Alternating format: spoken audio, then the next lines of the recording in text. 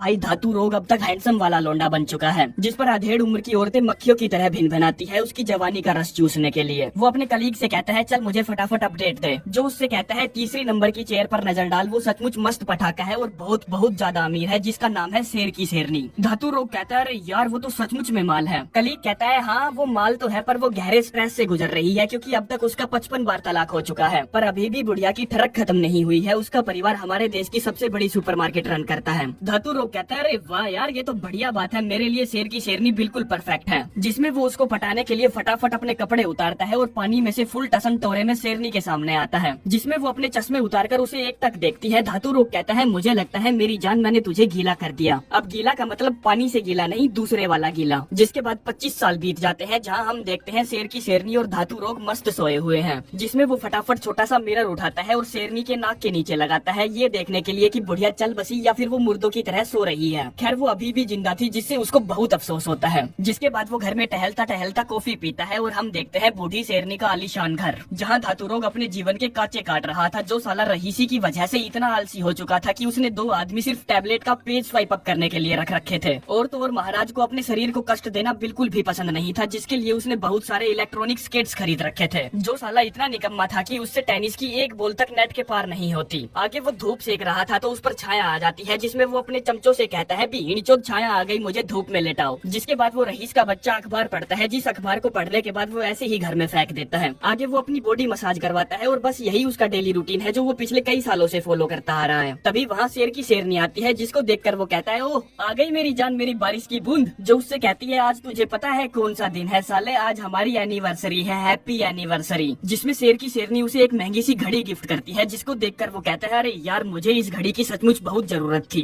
बहुत अलग है ये पिछले साल वाली उस घड़ी से जो तुमने मुझे दी थी। अब बुढ़िया इस उम्मीद में उसे टुकुर टुकुर देखे जा रही थी कि ये भी मुझे कोई गिफ्ट देगा, पर उसे एनिवर्सरी का घंटा भी याद नहीं था। जिसमें वो कहता है हाँ मेरे पास है ना तुम्हारे लिए भी एक गिफ्ट, और उसे ले जाता है महंगी महंगी गाड़ियों के शोरूम में, जहाँ उसे ये पीली मैक्लेरन पसंद आती है, जिसको खरीदवाने के लिए वो कहता है चलना मेरी जान अंदर बैठ कर देख मजा आएगा। शेरनी कहती है नहीं मैं नहीं बैठ सकती, मुझे अपने घुटनों का डर है क्योंकि ये गाड़ी बहुत ही डाउन टू अर्थ है। जिस पर वो उससे झूठ मूठ में गुस्सा होने का दिखावा करता है कि रहने दे कोई जरूरत नहीं। शेरनी कहती है नहीं यार मैं नहीं चाहती कि मेरे घुटने की वजह से आज का ये खास दिन बर्बाद हो, खरीद ले तू इसे। तभी वहाँ एक हैंडसम सा सेल्समैन आता है जो वही रटी रटाई बातें कहता है, बहुत अच्छी चॉइस है आपकी वगैरह वगैरह। जो धातु रोग से पूछता है सर पेमेंट कैसे करोगे आप, वो कहता है मैं नहीं शेर की शेरनी करेगी, मतलब कि साला उसको उसी के पैसों की गाड़ी गिफ्ट कर रहा है जिसको वो चला भी नहीं सकती। कितना हरामी है साला। जिसे लेकर शो ऑफ करने वो अपने दोस्त फेजू मीठा से मिलने पहुँचता है, जो साला हूबहू उसी के जैसा था। बोले तो वो भी उसके जैसे ही अमीर अमीर बूढ़ी औरतों को फंसाता था। आगे वो दोनों गोल्फ खेलने जाते हैं, जहाँ अपना आलसी गाड़ी में बैठा बैठा ही शॉट मारता है। जिसके बाद वो वापस अपने महल पहुँचता है, जहाँ नीली कलर की एक और मैक्लेरन खड़ी थी। वो अंदर जाता है और शेर की शेरनी से कहता है माँ कसम यार तूने तो मेरा दिल ही जीत लिया, मेरे ब्लेजर से मैच करती हुई मेरे लिए एक और मैक्लेरन खरीद के। तभी वहाँ आता है वही महंगे शोरूम वाला सेल्समैन, जिसने बुढ़िया की मस्त वाली मारी, जिससे खुश होकर बुढ़िया ने उसे नीली कलर की मैक्लेरन गिफ्ट कर दी। धातु रोग कहता है मेरी जान तूने मुझे धोखा दिया, वो भी एक सेल्समैन के लिए। शेरनी कहती है देख दोस्त तेरा समय अब पूरा हो गया, हमारे बीच में अब कुछ नहीं है। वो कहता है ठीक है फिर जो भी तेरा है उसमें से आधा मेरा भी होगा। बुढ़िया कहती है तुझे मेरा झाट का सड़ा हुआ बाल भी नहीं मिलेगा क्योंकि तूने मेरे साथ प्री नेप्चुअल एग्रीमेंट साइन किया था। दरअसल ये वो एग्रीमेंट होता है जिसके अंदर मृत्यु या तलाक के बाद होने वाली प्रॉपर्टी या संपत्ति का बंटवारा पहले से निर्धारित होता है। जिस एग्रीमेंट में शेर की शेरनी ने उसके लिए एक फूटी कोड़ी तक नहीं लिखवाई थी, जिस वजह से धातु रोग को अपना बोरिया बिस्तर बांधकर वहाँ से जाना पड़ता है। जो अपने आप को धिक्कारे जा रहा था कि मैंने उस कुतिया बुढ़िया को इतने सालों तक अपना बेस्ट दिया, उस पर अपनी जवानी निचोड़ दी, और अब जब उस कुतिया को मुझसे जवान मुझसे कम उम्र का लौंडा मिल गया तो उसने मेरे पिछवाड़े पर लात मार दी। सैड। जिसके बाद वो अपने इकलौते दोस्त फेजू मीठा से मिलने जाता है और उससे कहता है भाई शेर की शेरनी ने मेरी जींद पर लात मार दी, अब तू ही बता मैं क्या करूं। ना मेरे पास घर है, ना पैसा है, ना महंगी महंगी स्पोर्ट्स कार है, और ना ही हेलीकॉप्टर है। फेजू कहता है देख दोस्त तू मेरी वाली बुढ़िया के घर में नहीं रह सकता क्योंकि मैंने अभी अभी 500 घोड़ों की ताकत वाली वाइगरा खाई है उस बुढ़िया की कमर तोड़ मारने के लिए, ताकि वो मुझसे खुश रहे। और कहता है देख यार मेरे और तेरे जैसे लोगों को निराश नहीं होना चाहिए, तुझे बस अपने लिए एक और नई अमीर पत्नी ढूंढनी होगी बस। जो सुनकर धातु रोग जोश में आ जाता है और कहता है हाँ मैं एक ऐसी बुढ़िया ढूंढूंगा जो साली शेर की शेरनी से कहीं ज्यादा अमीर होगी। खैर उसके पास अब रहने के लिए कोई जगह नहीं थी, तो वो अगले दिन अपनी बहन आपकी कशिश के यहाँ मदद मांगने जाता है। जो उससे कहती है गंडवी के तो तू आज देखा है, तुझसे साले इतना भी नहीं हो पाया कि तू अपनी मरती माँ तक को देखने आ जाए। जिस पर जब अखरोट का पेड़ गिरा तब भी तू उसे देखने नहीं आया, फिर मुझे बच्चा पैदा हुआ तो तू उसे भी देखने नहीं आया, तो अब क्या लेने आया है तू यहाँ। वो कहता है बहना मुझे शेर की शेरनी ने घर से निकाल दिया और मुझसे मेरा सब कुछ छीन लिया। आपकी कशिश कहती है तो भड़वे इसमें गलत गलत क्या है, जो उसने छीना वो उसी का ही तो था।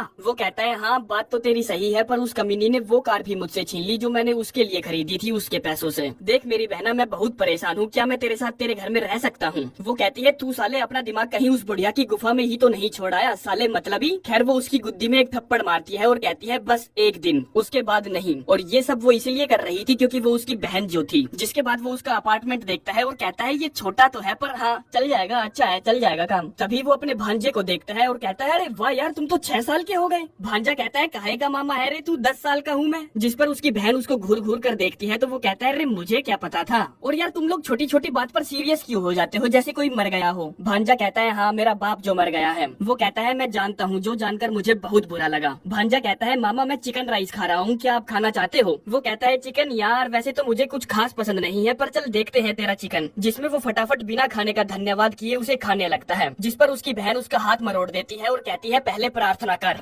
जिसमें वो कहता है हे भगवान, भले ही हम सिर्फ चावल और चिकन खा रहे हैं, पर मैं अभी भी उम्मीद रखता हूँ कि मुझे जल्द ही लॉबस्टर खाने को मिलेगा और आप मेरे लिए जल्द ही एक अमीर पत्नी ढूंढोगे। जिसके बाद सभी शांति से खाना खाते हैं और भांजा अपने मामा को उसका साइंस प्रोजेक्ट के बारे में बताता है, जिसमें वो एक गुब्बारे पर गोप्रो को बांधकर उसे आसमान में भेजेगा वगैरह वगैरह। आगे सोने का समय हो जाता है और एक्स्ट्रा बेडरूम न होने की वजह से उसे हवा वाले गद्दे को अपने मुंह से फुलाना पड़ता है। अब इस रईस के बच्चे ने शेरनी के घर में 4 आदमी सिर्फ चद्दर सीधी करने के लिए रख रखे थे, इसीलिए उसे यहाँ चद्दर सीधी करने में प्रॉब्लम आ रही थी। भांजा पूछता है मामा जी आपकी शादी को कितने साल हो गए? वो कहता है 25 साल, चल अब सो जा। भांजा पूछता है जिन 25 सालों में आपने कोई काम नहीं किया तो आपके पास पैसे कहाँ से आते थे? वो कहता है मुझे पैसों की जरूरत नहीं थी, सारे पैसे शेरनी पे किया करती थी, अब सो जा, गुड नाइट। भांजा फिर से पूछता है तो मामा जी आपको आपके खर्चे उठाने के लिए नई वाइफ ढूंढनी होगी, जो सब आप कैसे करोगे? वो कहता है एक अच्छी सी बढ़िया सी नींद लेकर। भांजा फिर से पूछता है मामा जी आप कभी हमसे मिलने क्यों नहीं आए? वो कहता है अरे यार मैं बिजी था भाई, बिजी था। भांजा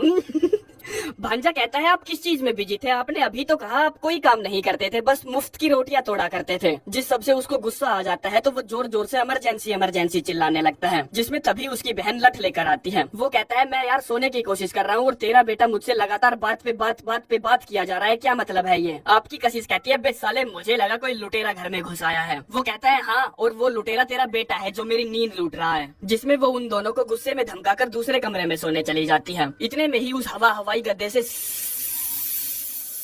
करके हवा निकलने लगती है, जिसके छेद पर वो उंगली रखता है और मस्त सो जाता है। जिसमें जब वो उठता है तो हवाई गद्दा उसके ऊपर था, जिसकी सारी हवा निकल चुकी थी। आगे वो ब्रेकफास्ट करने जाता है, जिसमें जैसे ही वो बर्तन निकालता है बहन कहती है साले जिस तरह से तू बर्तन निकाल रहा है ना वैसे ही धोकर वापस रख देना। जिसमें वो उसे बिना यूज किए ही वापस रख देता है, क्योंकि नवाब बर्तन थोड़े ही धोते हैं और डब्बे से डायरेक्ट उठाकर कॉर्नफ्लेक्स खाता है और डब्बे से ही दूध पीता है। तभी कोई उनके घर का दरवाजा खटखटाता है। आपकी कशिश देखती है तो पाती है सामने उसका पड़ोसी खड़ा है, जो उससे कहता है सॉरी यार मुझे पता नहीं था आपके घर में कोई अतिथि आया है। वो कहती है ये कोई अतिथि नहीं है, ये तो मेरा भाई है जो आज कई सालों बाद आया है। पड़ोसी कहता है यार तुझे विश्वास नहीं होगा कि मेरे दरवाजे की कुंडी फिर से चिपक गई। कशिश कहती है क्या बात कर रहे हो यार, ये तो बहुत बुरा हुआ, पर तू टेंशन मत ले, मैं उसे ठीक कर दूंगी, बस 5 मिनट में आती हूँ। धातु रोग पूछता है बहना क्या चल रहा है तेरा उसके साथ, तूने उसके साथ टुकुर टुकुर टुकुर टुकुर किया कि नहीं? वो कहती है बे साले पागल वागल हो गया क्या, बस मैं उसे पसंद करती हूँ और कुछ नहीं। आगे वो अपने भाई और अपने बेटे के साथ अपने काम पर पहुँचती है, जहाँ वो एक जूनियर आर्किटेक्ट है, जैसा की उसने बचपन में अपने भाई से कहा था, पर उसे अभी तक सीनियर आर्किटेक्ट बनने का मौका नहीं मिला था। जिसमें वो जाते जाते अपने भाई से कहकर जाती है मेरे बेटे को ध्यान से उसके स्कूल छोड़ देना और अपने लिए नौकरी ढूंढ लेना। जिसके बाद धातु रोग अपने भांजे को उसके स्कूल छोड़ने पहुंचता है और कहता है अरे बाप रे यहाँ से तो पैसे की बहुत महंग आ रही है, लगता है बहुत अमीर बच्चे पढ़ते हैं यहाँ। तभी भांजा उसको चुप होने के लिए बोलता है और एक लड़की जिसका नाम आरडी है उसको टुकुर टुकुर घूरने लगता है, क्योंकि वो उसको पसंद करता था। तभी आरडी की दादी चंपाकली उसे उसकी नोटबुक देती है, जिसे देखकर धातु रोग पूछता है अरे बाप रे कितने साल की है वो? भांजा कहता है वो अगले हफ्ते 10 साल की होने वाली है, जिसमें वो एक बहुत बड़ी जन्मदिन पार्टी देगी। धातु रोग कहता है अरे यार मैं उसकी दादी की बात कर रहा हूँ, उसकी पोती की नहीं। आगे वो चंपाकली को पटाने जाता है, क्योंकि वो बहुत ज्यादा अमीर थी, ऊपर से उसका पति भी मर चुका था। जिस पर वो गार्ड से कहता है मैं चंपाकली का पुराना दोस्त हूँ, क्या तूने मुझे पहचाना? वो कहता है कहीं आप वो तो नहीं जो अप्रैल के महीने में पोलो खेलने आए थे? धातु रोग कहता है हाँ मैं वही तो हूँ, चल मुझे अब अपनी मालकिन से मिलवा। गार्ड कहता है पर साले हरामी, अप्रैल के महीने में तो मैम ने कोई पोलो ही नहीं खेला। जो सुनकर उसका चेहरा उतर जाता है तो वो कहता है यार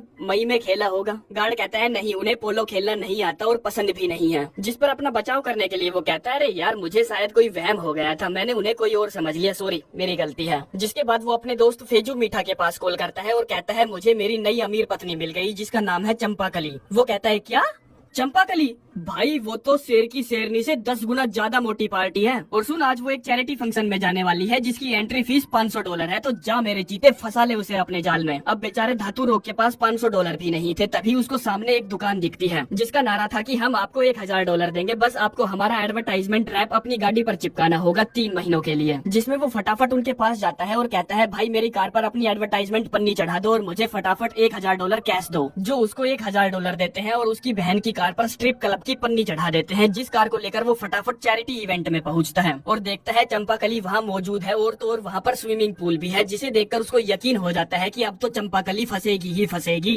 आगे वो वहीं पर बनी एक गिफ्ट शॉप पर जाता है जहाँ से वो एक महंगा सा चश्मा खरीदता है और एक पीली चड्डी खरीदता है जिनके होते हैं $500। फिर वो जाता है वॉशरूम में और अपने आप से कहता है, साले तेरे में आज भी वो जज्बा है, तू चंपाकली की गीली कर देगा। तभी उसका ध्यान जाता है उसके छाती के बालों पर, जो कि अब सफेद पड़ चुके थे, जिनको काला करने के लिए उसे वहीं पर रखी दिखती है ब्लैक शू पॉलिश, जिसको वो अपनी छाती के बाल, दाढ़ी के बाल, झाट के बाल में रगड़कर $500 की एंट्री फीस देकर चैरिटी इवेंट में जाकर माचो वाली पोज देता है, जिसमें सभी उसे अजीब निगाहों से देख रहे थे। और जैसे ही चंपाकली की उस पर नजर पड़ती है, वो और भी ज्यादा टसन मारने लगता है और अपना चश्मा फेंककर स्विमिंग पूल में जंप करता है।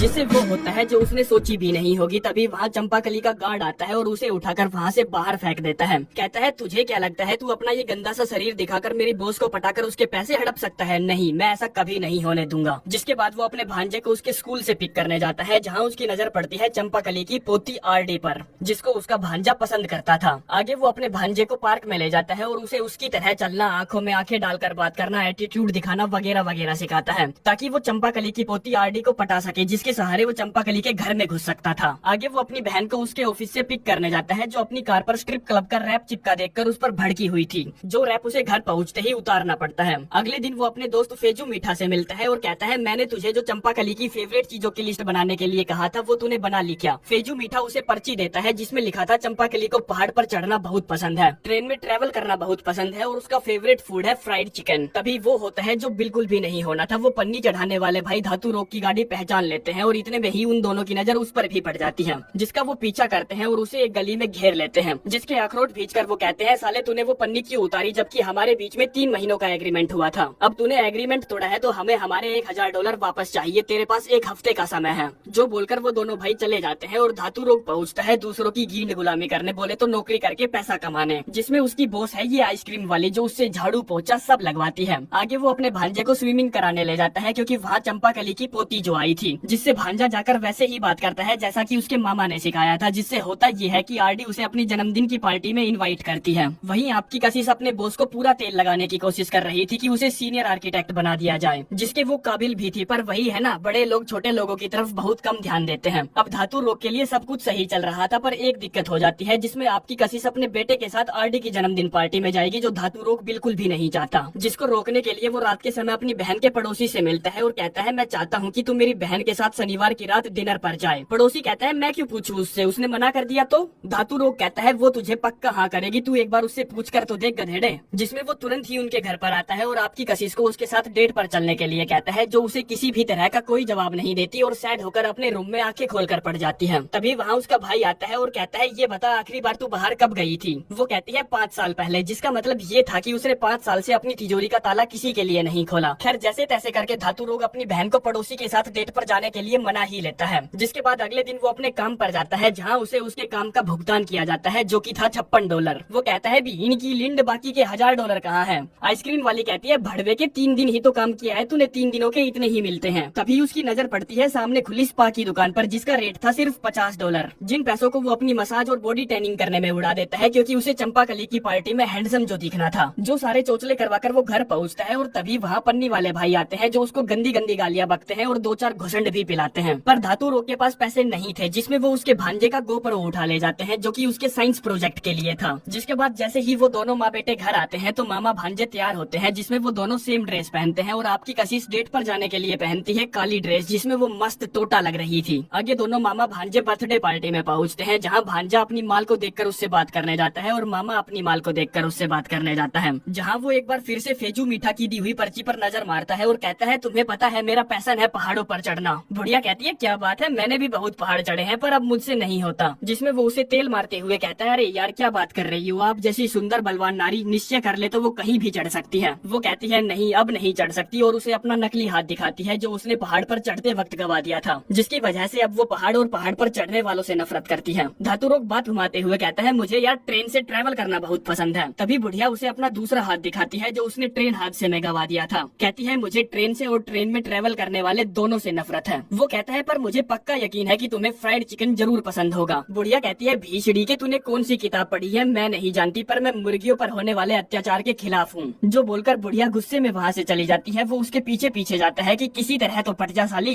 तभी उसको इस पार्टी में अपना दोस्त मीठा दिखता है जिससे वो बात करने जाता है और पूछता है साले तू यहाँ क्या कर रहा है और साले तूने मुझे चंपाकली की सारी इन्फॉर्मेशन गलत क्यों दी। फेजू कहता है क्योंकि यार मैं अपनी वाली बुढ़िया से परेशान हो चुका हूँ, मैं और एक रात उसकी नहीं मार सकता। कल रात जानते हो उसने मेरे साथ क्या किया, उसने मुझे अपने पिता के कपड़े पहनाकर डांस करवाया, इसीलिए मैं भी चंपाकली को पटाकर ऐश मारना चाहता हूँ। जो बोलकर वो चंपाकली से बात करने जाता है तो धातु रोग भी उसके पीछे पीछे दौड़ता है, जहाँ वो दोनों बुढ़िया के साथ डांस करने के लिए जबरदस्ती उसके हाथों को पकड़कर खींचते हैं और उसके हाथ बाहर आ जाते हैं। जिसके बाद वो दोनों उन दोनों हाथों को वापस उनकी जगह पर लगाने की कोशिश करते हैं पर उनसे नहीं हो पाता। आगे वो दोनों आपस में लड़ने झगड़ने लगते हैं, जिसमें धातु रोग कहता है साले तू तो मेरा बहुत अच्छा दोस्त था ना, तूने ही मेरी पीठ में खंजर घोंप दिया। तू जानता भी है मैं अपनी बहन के घटिया से छोटे से घर में कितनी मुश्किल से रह रहा हूँ। जो सारी बातें उसका भांजा सुन लेता है, कहता है मुझे तो लगा था कि आपको हमारे साथ मेरे घर में रहना बहुत अच्छा लगता होगा पर मैं गलत था। जिसमें वो उसको पटाने की बहुत कोशिश करता है पर बात नहीं बनती। आगे वो अपनी बहन के घर जाता है पर दरवाजा लॉक था और पासवर्ड भी चेंज कर दिया गया था। जिसके बाद वो रात बिताने के लिए आइसक्रीम वाली के यहाँ पहुँचता है जिसकी वो नौकरी बजाया करता था पर आज उसे बजाएगा। जिसमें वो नंग धड़ंग होकर उसके सामने डांस करने लगता है जो उससे कहती है रुक जा रुक जा रुक जा रुक जा भीषड़ी के रुक जा, मुझे तेरे जैसे बूढ़े अच्छे नहीं लगते, मुझे तो पसंद है क्यूट से लड़के जिनकी दाढ़ी भी नहीं आई हो, क्योंकि उनमें जवानी का अंधा जोश भरा होता है। वो साले दिन में 15-15 20-20 बार मुट्ठियां मार लेते हैं, तो सोचो वो मुझे कितना मजा देंगे। वो पूछता है फिर तूने मुझे नौकरी पर क्यों रखा। आइसक्रीम वाली कहती है क्योंकि मैं तेरी मदद करना चाहती थी भड़वे। जिसके बाद अगले दिन वो फिर से अपने दोस्त फेजू मीठा से मिलता है जो उससे कहता है मेरी वाली बुढ़िया ने मेरे पिछवाड़े पर लात मार दी क्योंकि उसे कल की पार्टी के बारे में पता चल गया था। धातु रोग कहता है देख भाई मुझे तेरी मदद चाहिए मेरे भांजे का गोप्रो लाने के लिए, मैंने उसका दिल तोड़ दिया है पर मैं उसका साइंस प्रोजेक्ट खराब नहीं कर सकता। जिसमें फेजू मीठा नकली पुलिस वाला बनता है और धातु रोग बनता है एक कर्मचारी। जो दोनों उन पन्नी वाले भाइयों के पास जाते हैं और कहते हैं गैस लीकेज की शिकायत आई है तुम्हारी दुकान से, हमें सब कुछ ठीक है कि नहीं चेक करना होगा। जिसमें धातु रोग उनकी दुकान को पूरा टटोल भगाता है और उसे उसके भांजे का गोप्रो मिल जाता है, जिसे लेकर वो अपनी बहन के पास पहुँचता है और कहता है ये गोप्रो कोई घर से चुरा ले गया था जिसे मैं वापस ले आया हूँ। वो कहती है साले तू चूक गया क्योंकि साइंस प्रोजेक्ट संडे को था, आज सोमवार है। जो बोलकर वो उसके मुंह पर दरवाजा मारकर चली जाती है। वहीं स्कूल में भांजा आरडी से मिलता है और उसके मामा की गलती की माफी मांगता है, जो उससे कहती है कोई बात नहीं यार मेरी दादी के 2 हाथ नहीं है तो नहीं है, मैंने तुझे माफ किया और मुझे तेरा लिखा हुआ लेटर सचमुच बहुत पसंद आया। भांजा कहता है लेटर क्या बात कर रही हो, दिखाना जरा मैं एक बार देख लूं उसमें फुल स्टॉप और कोमा सही जगह पर लगे हैं कि नहीं। जिस लेटर को वो पढ़ता है तो उसे पता चलता है कि ये राइटिंग तो उसके मामा की है जिसने अपने भांजे का दिल न तोड़ने के लिए आरडी को वो लेटर लिखा था। आगे वो दोनों मिलकर अपने साइंस प्रोजेक्ट को पूरा करते हैं जिसमें वो गोप्रो को ऊपर आकाश में छोड़ देते हैं। वहीं आपकी कशिश को 5 साल बाद उसका प्यार मिल जाता है और चंपाकली को भी अपने ही सिक्योरिटी गार्ड से प्यार हो जाता है। फेजू मीठा अब उन पन्नी चढ़ाने वाले भाइयों की गींद गुलामी करता है। वहीं सेल्समैन उठकर बुढ़िया की सांसें चेक करता है तो बुढ़िया निकल चुकी थी और सारी प्रॉपर्टी अब सेल्समैन की हो चुकी थी। दोनों बच्चे अपनी मेहनत को कंप्यूटर स्क्रीन पर देखते हैं और खुश हो जाते हैं। आपकी कशिश काम पर जाती है जहाँ उसकी बॉस उससे कहती है कांग्रेचुलेशन तुम्हारा डिजाइन अप्रूव कर दिया गया है और तुम अब एक सीनियर आर्किटेक्ट बन चुकी हो, जो डिजाइन दिखाने तुम्हें मेरी बॉस से मिलने जाना होगा। तभी पहाड़ी के ऊपर हेलीकॉप्टर लैंड होता है जिसमें से उतरती है वही बुढ़िया जिसकी फेजू मीठा मारा करता था। दरअसल ये बुढ़िया उस आर्किटेक्ट कंपनी की सबसे बड़ी बॉस थी जिसमें आपकी कशिश काम करती है, जिससे वो कहती है थैंक यू मुझे एक मौका देने के लिए, मैं आपको कभी निराश नहीं करूंगी। बुढ़िया कहती है हाँ मैं जानती हूँ तुम मुझे कभी निराश नहीं करोगी क्योंकि बहुत बड़ा रिकमेंडेशन लगा है तुम्हारा। वो पूछती है किसने रिकमेंड किया मुझे। तभी हेलीकॉप्टर से उतरता है अपना धातु रोग जिसने फेजू मीठा की बुढ़िया को पटा लिया था। बुढ़िया कहती है वैसे तो मैं किसी का रिकमेंडेशन लेती नहीं हूँ पर मुझे तुम्हारे डिजाइन सचमुच बहुत पसंद आए। तभी वहाँ दौड़ता हुआ भांजा आता है और अपने मामा को गले से लगा लेता है, कहता है मामा क्या आप मुझे हेलीकॉप्टर की सैर कराने ले जा सकते हो। वो कहता है हाँ मेरी जान क्यों नहीं। जिसके बाद दोनों मामा भांजे पायलट और को पायलट बनकर हेलीकॉप्टर उड़ा ले जाते हैं। भांजा कहता है मैं नहीं जानता था मामा जी आप हेलीकॉप्टर उड़ाना जानते हो। वो कहता है क्या बात कर रहा है छोटू, हर अमीर आदमी हेलीकॉप्टर उड़ा सकता है। भांजा कहता है क्या मैं भी उड़ा सकता हूँ। वो कहता है हाँ ये ले जॉयस्टिक पकड़ और उड़ा। जिसमें भांजा हेलीकॉप्टर को आधा टेढ़ा उड़ाता है। जिसके साथ ही ये कहानी यहीं पर